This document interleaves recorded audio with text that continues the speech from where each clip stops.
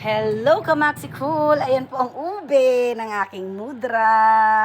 Nag-harvest na naman siya. Pangkain lang po namin yan. At saka yung natirang kamote. At ayan, magtatanim siya ulit ng kamote. Ayan, naglagay po siya ng mga pananim. Ayan, ang tawag doon yung kanyang mga tangkay-tangkay. Ayan, ano ba yan? Si Lola halatang hindi sanay sa probinsya. Char. Hi, Mingay!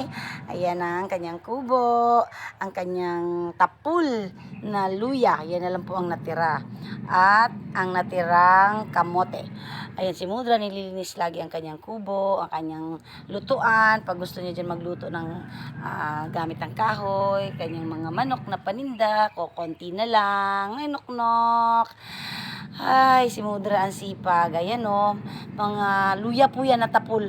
Ni-slice-slice niya at ipapagiling daw niya gawin niyang kape. O yun, si Max Leon na sa lilim, baka mangitim. Yan ang aking pamangkin. Yan ang bahay namin. Hanggang sa muli.